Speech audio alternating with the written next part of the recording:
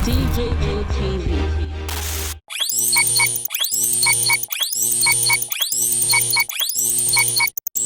And that. Now, going to the issue of Igbo, it's very unfortunate. I've done my researches. One country I've known that forgets so easily is Nigeria. Nigeria will forget so easily. And I don't understand that. You know that this is not the first time. What has happened in Oyibo? IPOB has used Oyibo as a launching ground. The security they are aware. Even though what has happened, the magnitude of what happened now has not happened before. But in terms of attacking the security personnel, IPOB has been doing that. Anybody who knows me very well. I'll speak my mind any day, anytime. When they say I call the military, I don't know when I became the friend of the military. The country knows. If there's one man that's not liked by the military, it's me. Why? Because I will speak my mind against them. You know what the military did to us in this state as per our election. So I didn't know when I became a friend now to order the military to go to Igbo to start killing people. You know, it's very funny. And that's why I said somebody is trying to sponsor propaganda against me that I'm killing the Igbos. And I laugh. Now you see, these are the same people who had praised me one time or the other. That if there's one governor they believe in, it's me. Today, the same people are now saying, oh, I sent at the military to kill. When did I become a friend? Right from the highest rank to the, I don't know who likes me. But that does not mean I will not speak the truth. Right? Okay. What has that got to? Why would IPOB use a local government in my state to begin to launch attacks, not only on properties, on innocent Nigerians and the security? What happened? Rivers State was very peaceful. You saw that there was no vandalism of any sort. Everything went well. Then IPOB will wake up in the night, so they are doing answers. Killed 6 army operatives. And brought one. Killed 4 police officers. Destroyed all the police stations in Oyibo. Burned down all the courts. Courts? Yes, courts. Now, the issue is, what offense did we commit? I don't need to call the army. I don't need to. And I have no that relationship. And I have no such power to call the army. I have no access. I have said it severally. Even when the former Joseph was here, he never saw me one day until the day he left. So who am I going to call? I have said that severally to people. Now, but what Rivers State will not take, not only did IPOB end there, IPOB started to rename communities' names to what he feels or what they feel to their so-called criminals somewhere. I don't know. They say, Nanikan, how do you see me as a governor? Seated here as a governor. Somebody somewhere will be changing the names of communities in my own state, trying to annex part of my place.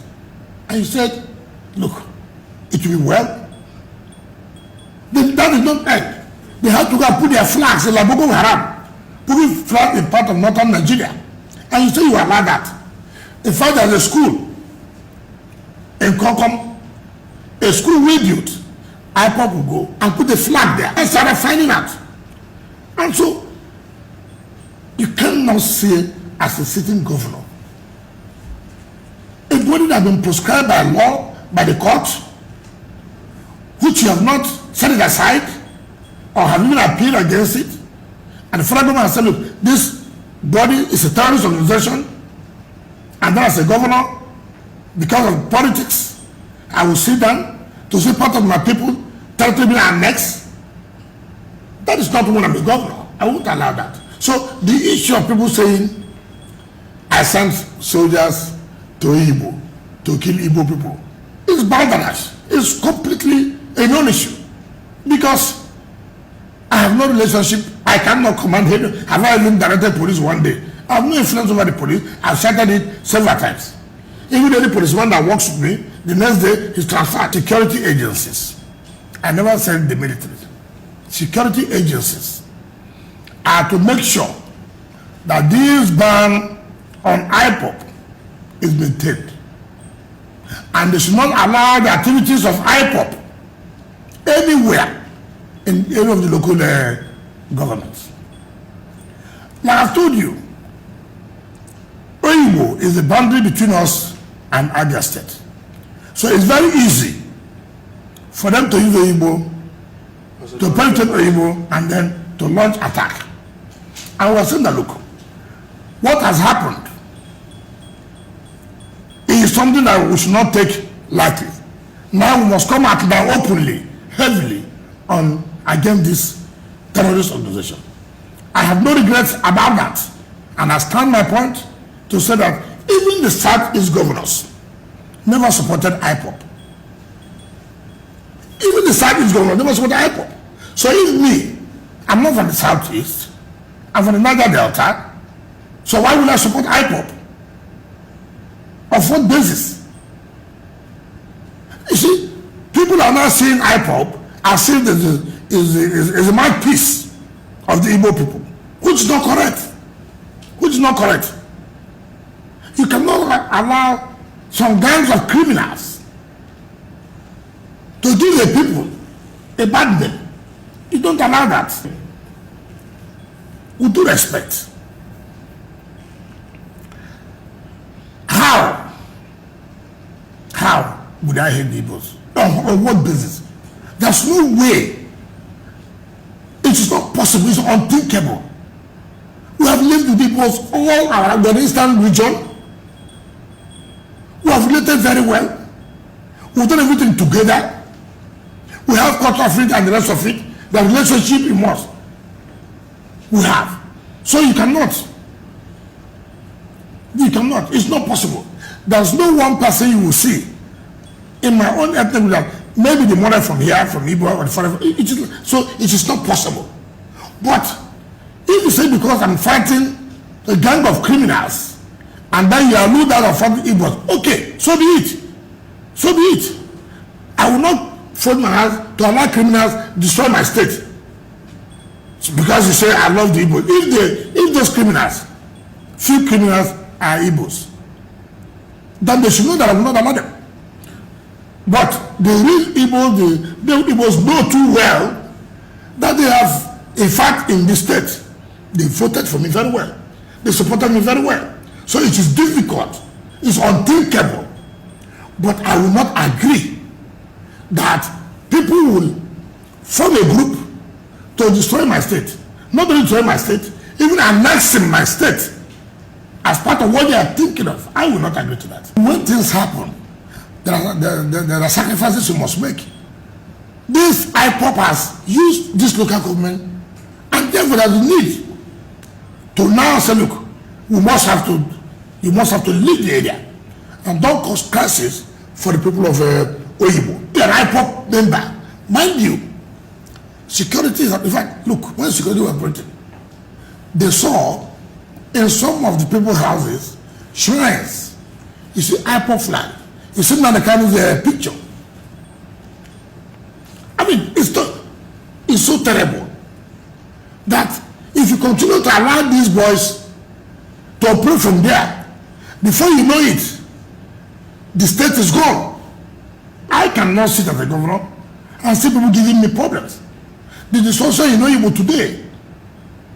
Now, government has made commitment. In fact, today, government is going to give the families of those who are dead, government will not give them their money as a promise. Now, such money would not have gone for other development. Now, government now, I made a receipt the other day to have the drawings of their normal police station standard so we can review them. That's going to cost us money. So why would I allow somebody who will be giving me headache, making me to spend money unnecessarily? Fortunately, the media have not helped issues. The media have been able to, what Donald Trump would say, carries some fake news, which is not good. As to the issue of the ANSAR's protest, you are aware that I did address my people, and I did say to them, we started this SARS issue in this country because of the way SARS was used by the government to make sure that our people are killed during the elections and the rest of it. And like I said, because we always politicize the issue of security, when Rivers State raised the issue, so many people who are shouting today about the proscription or the banning of SARS felt we're only playing politics in the state. And our people understood. When I spoke to them, they understood. If the government then were not politicizing this issue, what happened to Lagos and other parts of the country would not have happened. The destruction, the amount of loss, the damage in Lagos and other parts of the country wouldn't have happened. Why? Somebody from Rivers State, the minister, had always used SARS to cause mayhem in the state. And like I said before, because the government believed that I'm in no position, and when I raised that what SARS was using, headed by the one Akim Fakarode, that we're in for doom. And therefore, there is the need to reform the SARS or ban them.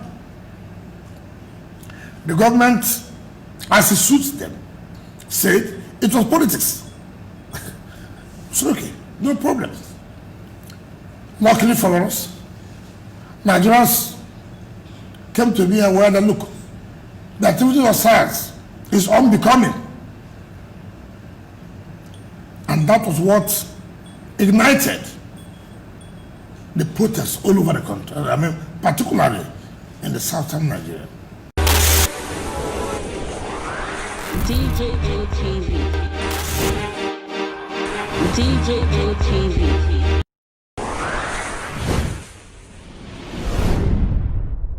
Fulani people don't say no, they don't like us. Welcome to DJ TV. DJ ATV. DJ ATV.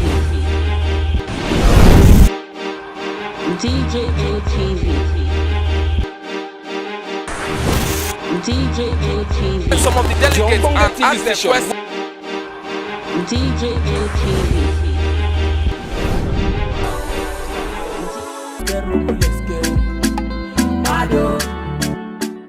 DJ ATV.